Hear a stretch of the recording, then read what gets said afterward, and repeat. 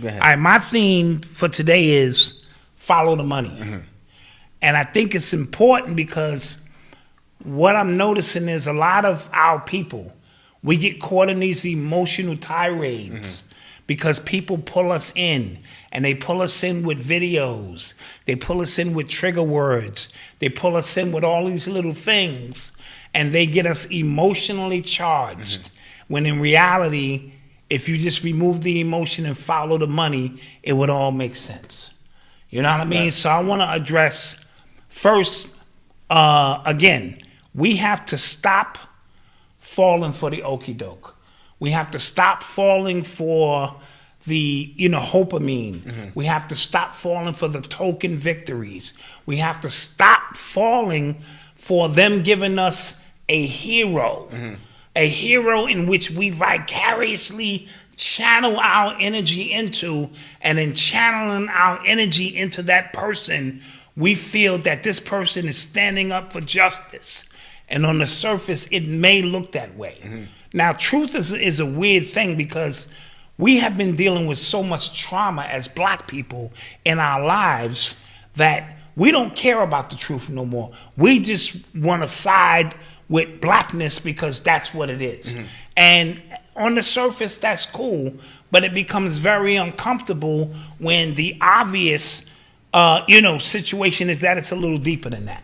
I agree. Right? So I was in a spirited conversation with a sister on YouTube in the comment section. Beautiful sister. We had a very spirited conversation. I like the way you use spirited conversation. Yeah, we full blown. Yeah, well, it was spirited. We didn't cross any lines or get disrespectful. That's what I mean by spirited, because it just engages great conversation. And it was about India Irie. Yes. And her stance. You know what I mean? And as the sister, was telling me, based on my comments, I can tell you didn't go to her Instagram page to see what, in what, context that India Irie was taking this stand against Joe Rogan. So I went to the Instagram because, she led me there, and it made it worse. Yes. Did not make it better. It made it worse, actually, because India Irie came out and she said, I want all of my music removed from Spotify because of Joe Rogan. And then she said, watch this. And then she went down and she played, it was real media-like. That's a trigger. All these little snapshots of Joe Rogan, nigger, nigger, nigger, nigger, nigger, nigger, nigger, nigger, nigger, nigger, nigger, nigger, nigger, nigger, nigger, nigger. And that, first of all, if you are still offended by the word nigger, by white people in any capacity, you really got work to do on yourself. There's nothing a white person can say to me that's going to get me riled up. What am I, 12? Don't answer that. But what I mean is, if we haven't moved past the point that trigger words stir us up, then we still have a long way to go. And sometimes my conversation is in the assumption that we have moved past that. So, but sometimes, as you see, I will try to make things as rudimentary as possible because we still have a lot of literal people or people who think from a literal standpoint. So she triggers us up with the nigger, nigger, nigger, nigger, nigger, nigger, as if this racist, because he probably a fucking racist, who can't look like a Neanderthal. Why are we shocked that somebody would say the word nigger? Then she turns right around, right after she says that.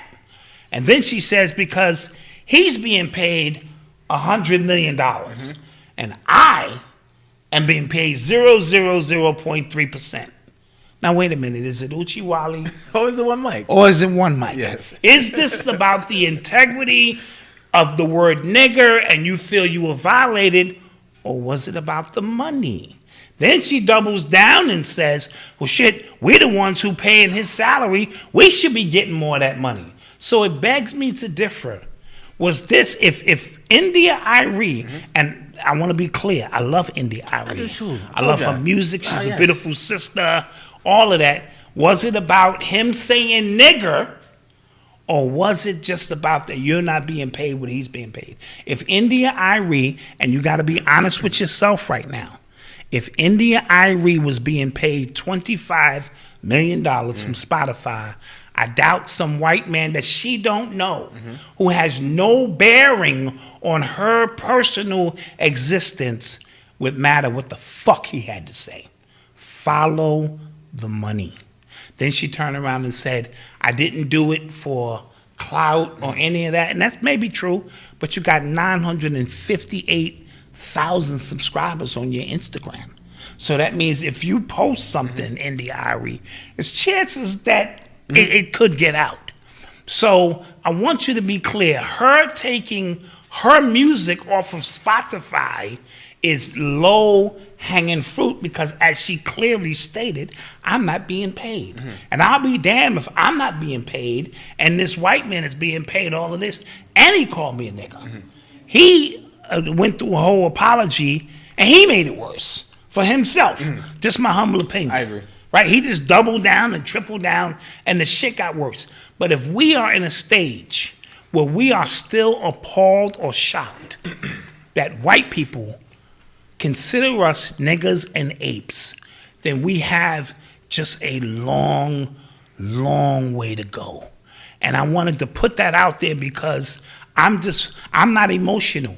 If you're gonna come at me from an emotional standpoint, you're gonna lose every time. Because I'm just looking at this shit from a logical standpoint and analyzing data that is being given. If you allow people to talk long enough, they will tell you what their true intentions are. I'm not done. Okay, go ahead. I'm not done. Keep cooking. I'm gonna keep cooking a little bit.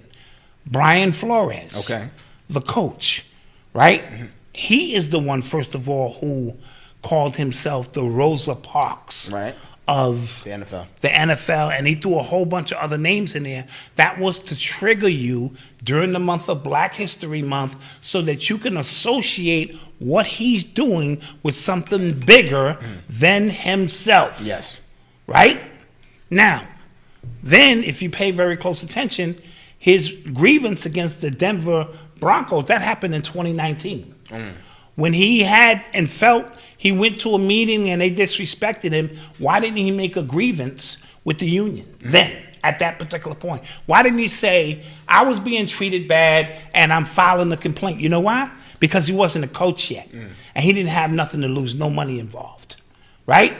When his own owner last year, not this year, last year, asked him to tank ball games for $100,000, why didn't he just say, I need to go make a grievance about this because this is unethical, the shit is wrong? He didn't do that. You know why he didn't do that? Because he still had a job.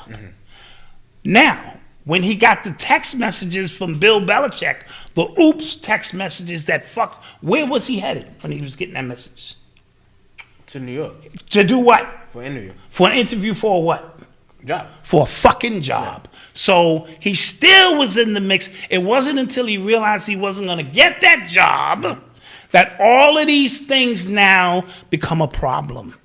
That's all I'm simply saying. When you want to know about the unknown, you study the known. Follow the money. When he had a 7-game win streak, if the Miami Dolphins called him and said, we don't need to see no more, let's extend this. $25 million, 4 years. Do you think at this specific moment he would say, no, I'm not taking that $25 million because there's a bigger cause. I'm the Rosa Parks of... No. Let's stop with the bullshit. The shit is about money, but you get triggered because we have so much built-in trauma of everything we've been through that we just want to see black people win. And I have no problem with that. Even if it was just about money, I have no problem. But don't lure us in from an emotional standpoint. The Colin Kaepernick was the same exact shit. Follow the money. Before he got to the NFL, young black men were being killed and shot down by the police. When he had the starting position at the height of his career, when he was running back throwing touchdown, black men were being gunned down in the street. There was no kneeling involved. Why not? Right. It wasn't until what? He lost his job. Oh, now I want to activate activism. Why do we always want to activate activism after we get fired from a position? Follow the fucking money. When you want to know about the unknown, you study the known. And we told you about this Colin Kaepernick shit. And you bombed us. And now, where's he at today? Where's the activism now? So we have to stop falling for the symbolic. And they liken him to Muhammad Ali. They did. Even showing him in Africa with African garb. They try to recreate a picture of Muhammad Ali with little African kids running around. They selling you hopamine all the time. All the time while he was activating, he still was being paid by Nike. The entire time, yeah. The whole fucking time. Let's keep that in mind. Who's also paying, Trump's people. Yeah. So let's keep all of these things in mind, right? Now, follow the money. What's his name? Neil Young? Neil Young, yes. The Neil Young guy, yes. He sold his catalog to who? Hypnosis, who is owned by BlackRock. Who's owned by BlackRock, and sitting on the board of BlackRock CEO of Pfizer. Is the CEO of Pfizer. I'm going to say that again. Neil Young, who put this big campaign on about stopping Joe Rogan.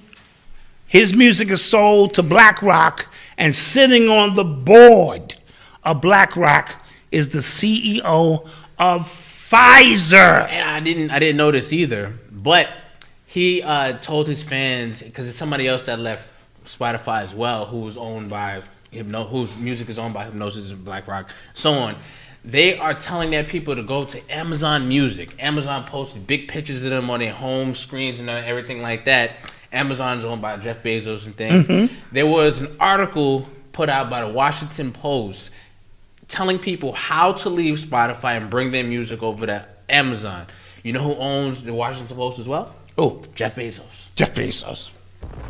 It goes so many different ways. So you're being caught. Yes. The point I'm trying to make is, brothers and sisters, I'm all about true activism, not theoretical activism.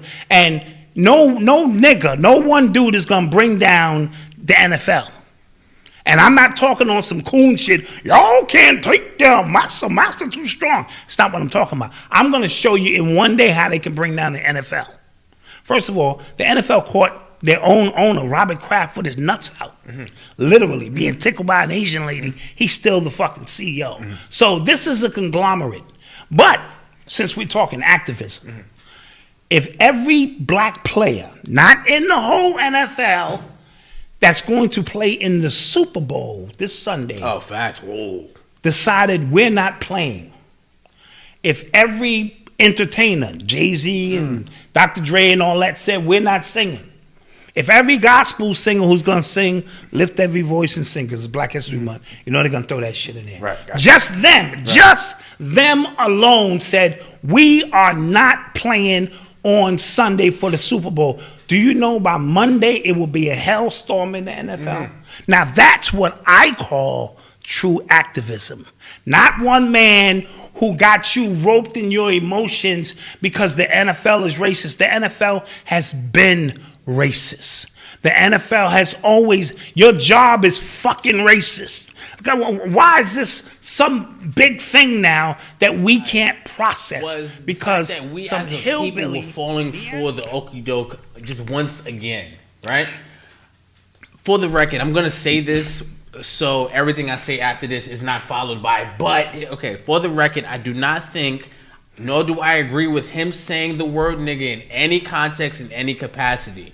Okay? Get that out the way. Right. However, what I will say is, if you didn't see that they were trying to shut his podcast down for the COVID misinformation, for his quote-unquote politics and things like that, that did not work. And then they said, oh, look, he's saying nigger. And mind you, they brought the same video out, and those people who created that video are part of a Democratic super PAC that brought that video, compiled that video together once he said he was voting for Bernie Sanders during that election. Gotcha. Right? Yeah. They didn't like that. They put that video out to discredit him. If it worked, it worked. If it didn't, it didn't.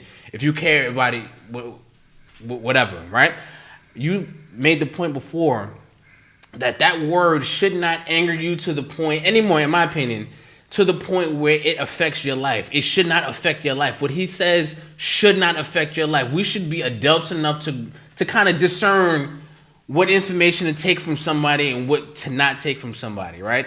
These are the same people, and I want you to understand, right? The people who are, telling you to disavow Joe Rogan and stuff like that are the same people who told you to vote for Joe Biden. Did you see his video? He has videos saying the same thing. He's done more. Listen, Joe Biden in his political career has done more harm to black people than that 3-minute clip of Joe Rogan saying nigga. I'm sorry. Mm-hmm. Do I have any disagreements? No, not for me. Crime bill, crack laws. Yeah, crime bills, crack laws. He don't want his kids affiliating with jungle people. I mean, the list goes on. He did the eulogy at a KKK member's funeral. On and on. Yep. So, they have the same amount of videos of the Young Turks. The left leaning news corporation saying nigga the same amount, in the same context or whatever. And again, I didn't say it was right. Howard Stern, who people love because remember he talks about the vaccine like it is liquid gold, right? Yes. So are they bringing up his videos of blackface, calling somebody a nigga, talking about Whoopi Goldberg? No, they're not doing that, right? And what you're seeing is a political fight between Democrats and Republicans that have nothing to do with us. Absolutely. The same thing with the Kyle Rittenhouse case where they tried to get you upset that he killed 2 white people. And they tried to make it a black thing. It has nothing to do with you. Nothing at all. And I don't understand how people are not seeing the same game every single time. Same play. Like, literally, quarterback is going to the coach is going like this. Run again. Mm-hmm. And everybody's getting falling for the same track. So that's all I had to say. I was tired. I was just watching it. People getting angry at nothing, essentially. Like I said, follow the money because it all goes to some place that literally does not benefit us in any capacity. That should be your rule number 1. When you get emotionally charged about something, ask yourself, why are you emotionally charged about this? If people keep showing you the same videos, they're obviously trying to incite something from you.